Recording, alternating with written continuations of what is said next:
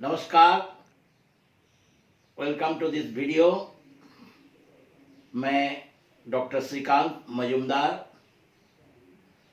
Assistant professor, Jawaharlal Nehru college, Chakradharpur, under Kolhan university.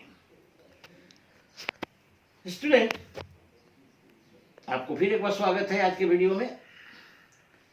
इससे पहले मैंने आपको cost of capital, fifth semester के बच्चे, फिफ्थ सेमेस्टर के स्टूडेंट जरा ध्यान दीजिएगा।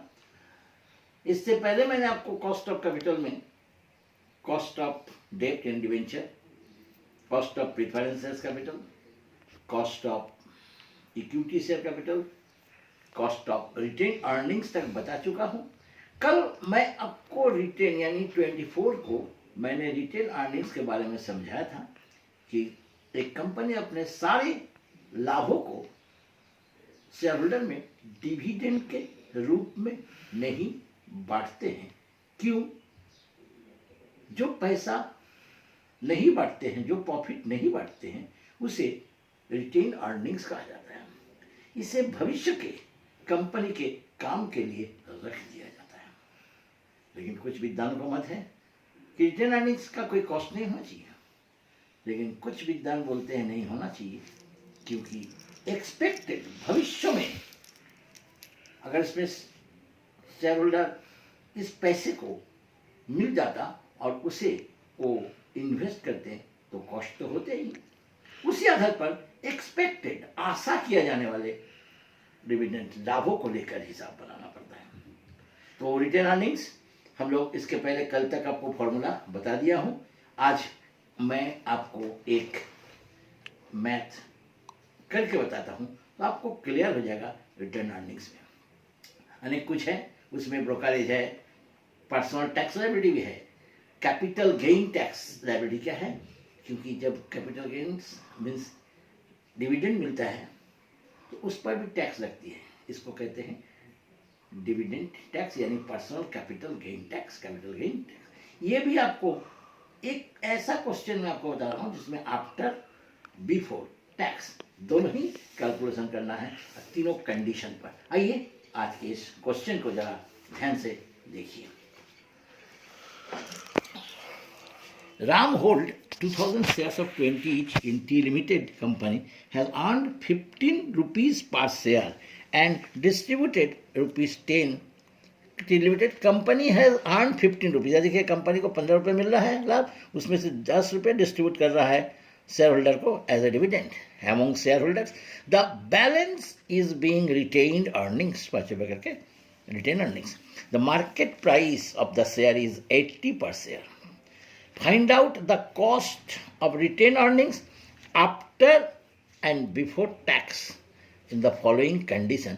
टैक्स रेट यानी कॉर्पोरेट टैक्स रेट, कॉर्पोरेशन की यानी कंपनी को टैक्स रख दिया 60%। ठीक है, ये दिया है। ये देने का मतलब बिफोर टैक्स आफ्टर टैक्स दोनों निकालना पड़ेगा। कंडीशन क्या है? नो पर्सनल टैक्स लायबिलिटी नहीं है, मानकर चलेंगे। सेकेंड, अगर पर्सनल टैक्स लायबिलिटी है राम का 40% एंड ब्रोकरेज है 5%। ठीक है, ब्रोकरेज में दलाली देता है शेयर के लिए। If personal tax liability 40%, personal capital gain tax rate है 50% एंड ब्रोकरेज है 5%। तीनों कंडीशन में no tax liability, only tax liability brokerage, only personal tax liability, capital gain tax liability and brokerage, तीनों कंडीशन में कैसे इस मैथ को बनेगा? एक ही मैथ से आपको सारा कुछ क्लियर हो जाएगा। Number of personal tax liability R E, retain earnings निकालना है। आरई माने रिटेन अर्निंग्स, कितना रिटेन अर्निंग्स है? कंपनी 15 रुपये लाभ किया, उसमें से 10 रुपये डिस्ट्रीब्यूट किया, तो बचा के कितना रखा? 5 रुपये। इसको कहते हैं रिटेन। आपने पास रखा तो 2000 शेयर पर 5 रुपये करके 10,000 रुपये रिटेन अर्निंग्स। एडी, अगर ऑल्टरनेट इन्वेस्ट किया जाए, इस पैसे को अगर इन्वेस्ट किया जाता alternate investment out of R E retain earning से, तो कितना शेयर उससे खरीदा जा सकता था? आरई 10,000, एक शेयर का कीमत है MPS, market price of share 80 rupees दिया है, 125 शेयर वो खरीद सकता था रिटर्न अर्निंग से। 125 into 15 1875, that is the alternative investment. 1875 रुपये उसको इन्वेस्ट करना पड़ता। अब इसी के आधार पर उसे क्या मिलेगा? देखिए, after tax, CREAT after tax, ये है capital cost of retain earnings after tax, AD into 100 by retain earnings, ठीक है।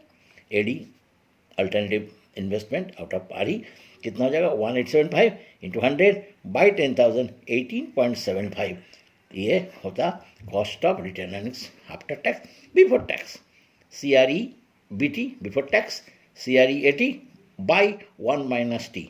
टैक्स रेट कितना है 60% मीन्स 0.6, देखिए कैसे निकला 60/100 0.6, बस 0.6 कर दिए निकाल दिए, that is the after tax and before tax. अब आइए सेकेंड कंडीशन, जब पर्सनल टैक्स लाइबिलिटी लगा हुआ है, AD वही होगा 1875, रिटर्न अर्निंग्स भी वही सेम होगा। अब पर्सनल तो देखिए total personal income tax rate TD, ये TD है, TD मीन्स TD को हम लोग क्या कहते हैं पर्सनल इनकम टैक्स रेट 40% यानी 0.4, B मीन्स ब्रोकरेज 5%, 5/100। अब देखिए इसे बनाने के लिए formula,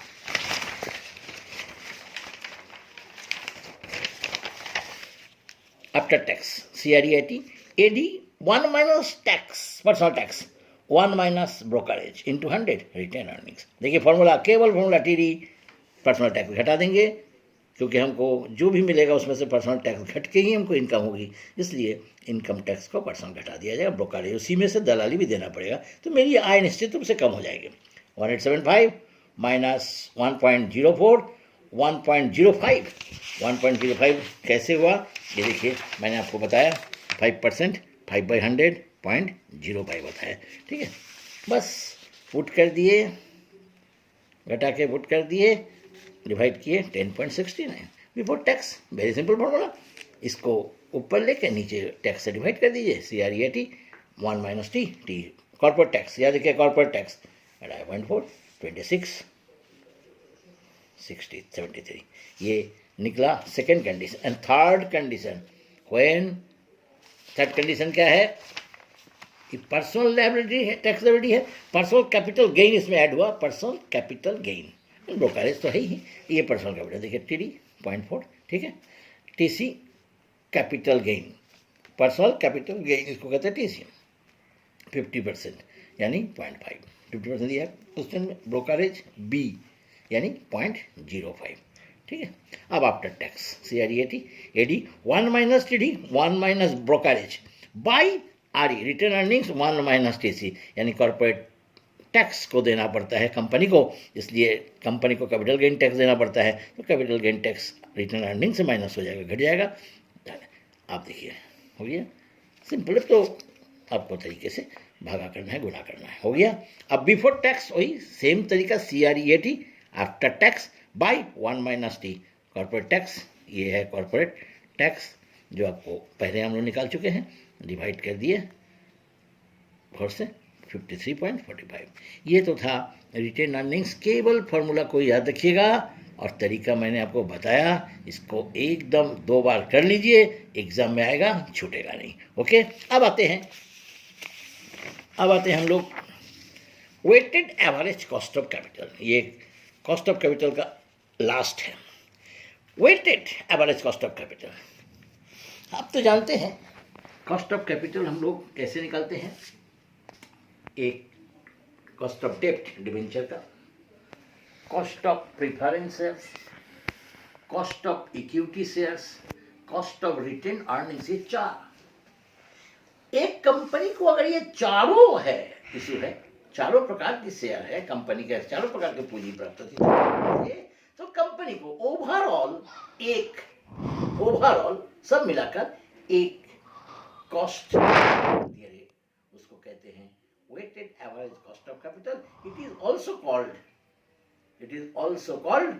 overall cost of capital, क्योंकि सभी का मिलाकर। ये काफी इंपॉर्टेंट है कंपनी का, ये कैसे निकलता है आइए मैं उसको आपको एक बार बता देता हूं। Here we calculate the weighted average cost of capital, which is also called overall cost of capital। मैंने अभी आपको बताया ओवरऑल क्यों, क्योंकि सभी चारों प्रकार के हो सकते कि चारों को मिलाकर एक रेट निकालना है, दैट इज कॉल्ड वेटेड, चारों को, कॉस्ट ऑफ डेब्ट, preference share capital, equity share, retain earnings. We the following formula, we use the following formula, हम लोग निम्नलिखित सूत्र को यूज कर सकते हैं। CW after tax cost of weighted cost average cost sigma WX by W, X means cost of specific cost of capital. ये specific cost of capital दे दिया रहता है तो बहुत अच्छा, नहीं तो फिर निकालने की जरूरत होती है, हर एक का अलग अलग, जैसे हम लोग निकाल चुके हैं इसके पहले। दे दिया तो आपको कोई प्रॉब्लम नहीं है, तो आप वेरी सिंपली, लेकिन एग्जाम में जानकर रख लीजिए कि जनरली दे ही दिया रहता है। W वेट, वेट कैसे निकालेंगे ये हम आपको बताएंगे। आइए एक क्वेश्चन लीजिए। Following information available to the capital structure of BS limited, source of fund, amounts and cost of capital after tax दे दिया है। डेप्ट capital, preference share capital, equity share capital, return earning 6 lakh, 2 lakh, 4 lakh, 8 lakh, हर एक का अपना, जैसे इसके पहले हम लोग हर एक का निकाल चुके हैं ना, वो दे दिया है, नहीं तो फिर जो फॉर्मूला हम लोग यूज़ किए हर एक का अलग अलग फॉर्मूला यूज़ करके निकालना होगा। अब हम लोग देखते हैं computation of weighted average cost of capital. देखिए बुक वैल्यू भी लिखे, वेट कैसे निकालेंगे जरा यहाँ दीजिए calculation. Weight value of individual fund, हर एक का इंडिविजुअल फंड के ऊपर, और टोटल वैल्यू इसको टोटल कर लेंगे 20 लाख। देखिए इसको डिवाइड किए 0.3, दैट इज द वेटेड 0.3, फिर 2 लाख को 2 लाख को 20 से 1 एंड सो ऑन, 4 लाख को हम लोग किससे करेंगे 20 लाख से, तो कितना जाएगा 0.2, 8 लाख को करेंगे 20 लाख से, तो फिर कितना जाएगा 0.4, इसको हम लोग वेटेड, बस यही निकालना है आपको, और निकालने का सूत्र भी मैंने आपको बता दिया, आप आराम से निकालिए। कॉस्ट ऑफ कैपिटल दे दिया है, देखिए पुट कर दिए, बस कॉलम 3 और 4 को मल्टीप्लाई कीजिए, देखिए हो गया, दैट इज आया 3 और 4 कॉलम, यानी वेट के साथ कॉस्ट ऑफ कैपिटल को मल्टीप्लाई कीजिए, that is the weighted average cost of capital, और इन्हें प्लस कर दीजिए, 12.4 आ गया। The weighted average cost using book value at 12.4%, ये ओवरऑल सबको मिलाकर आया 12.4%। अलग अलग शेयर है, अलग अलग वेट है, अलग अलग कॉस्ट ऑफ कैपिटल है, फिर भी एवरेज इतना 12.4, समझ गए इसको। इस प्रकार से मैंने आपको कॉस्ट ऑफ कैपिटल का सारा वर्णन कर दिया। ये आपके लिए काफ़ी महत्वपूर्ण है चैप्टर, याद रखिएगा, एक बार फिर से उसको देख लीजिएगा पहले वाले वीडियो, तो आपको क्लियर हो जाएगा।